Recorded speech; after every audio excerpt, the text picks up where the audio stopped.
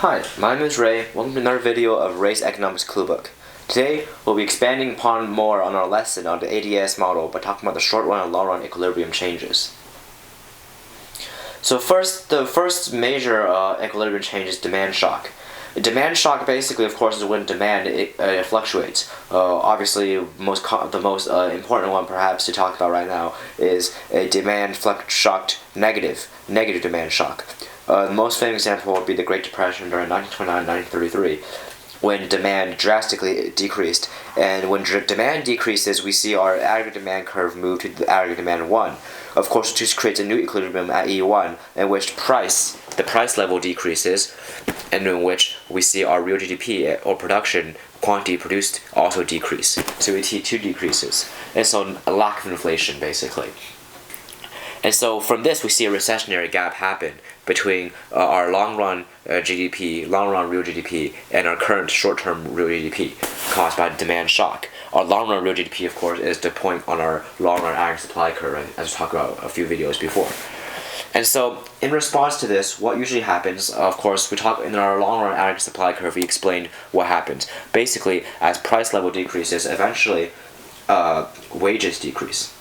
And so in the long run, eventually, we see our aggregate supply curve in the short run shift to the right, to where we eventually reach back to our long run equilibrium. The reason this happens is because last week we talked about how wages are variable in the long run. So as price level decreases, wages naturally will also decrease. They will be renegotiated in the long run between producers and employees, and of course they will be renegotiated lower to meet the lower price level, which of course reduce production costs, and reduced production costs creates more quantity supply at each price level, or meaning that the SRAS curve shifts to the right until we reach our long run equilibrium. Now, the second example of a change in equilibrium is a more tricky example for an economy. It's a supply shock. A supply shock in the short run, basically, in this example, supply shifts to the left. When it shifts to the left, one of the most prominent examples would be the 1979 Iran oil embargo, which created a restriction of oil supply to the U.S. that, of course, hurt many producers and increased costs for many producers, as oil, of course, is a very important input. And so, when supply shifts to the left, we reach a very special kind of recessionary gap. Of course, our real GDP decreases, however, our price level increases. So we see something called stagflation. We see something where the real GDP decreases, but we see inflation as well. We see two devils occur in the economy at the same time, basically. And so this creates a tricky situation for policy or government policy experts. Because you cannot so easily use fiscal policy to remedy the situation. In the previous example, we could have used fiscal policy. We could have shifted our aggregate demand curve back from AD1. We could have shifted the AD1 curve, shifted back to the original AD curve, back to the original long-run economic equilibrium by fiscal policy. For instance, reducing taxes on households or increasing government spending. That's one of the most common Keynesian policies derived by famous British economist John Maynard Keynes. Because Keynes once said, in the long run, we're all dead. Meaning that in the long run, we don't know when the long run occurs will we see the SRAS curve shift to the right. This could take decades, perhaps. So we can't wait decades and let people suffer that long. So in the short run, Keynes believed that it is up to the government to shift aggregate demand back to where it was, shift our equilibrium back to our long-run equilibrium, because we cannot wait so long. We need to have a short run now. And so Keynes' policy was, of course, implemented following Hoover's administration during the Great Depression, and it's been implemented since, and it has seemed to be relatively successful. And is now the dominant strategy used worldwide, basically, among most developed nations.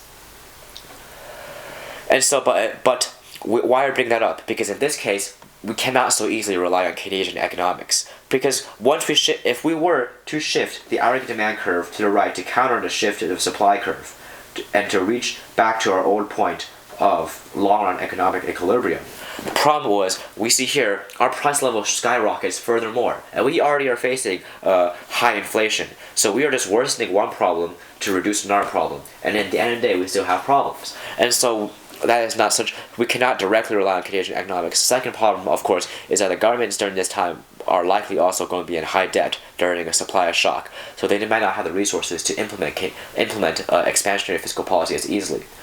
So one solution would be to implement supply-side economics, which was very famous during Reagan's administration following the Iran oil embargo. Supply-side economics basically is an idea that we can at least somewhat shift the short-run aggregate supply curve back to the right to counter the effects of stagflation through pro-business policies, such as cutting regulations or perhaps implementing pro-business policies and reducing perhaps producer taxes. But most importantly, it comes down to regulation and reducing regulations, most famously perhaps EPA regulations.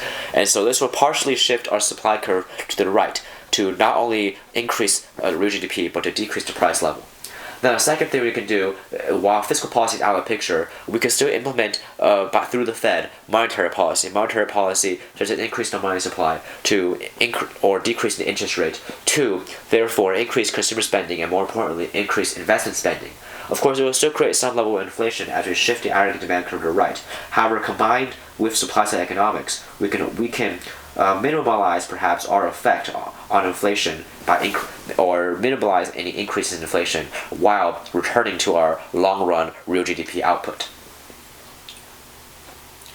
So at the end of the day, our final clue is short-run disequilibrium usually will return to long-run equilibrium, either through government policy in the short term or in the long run, perhaps decades, it will be naturally returned back to its long-run equilibrium.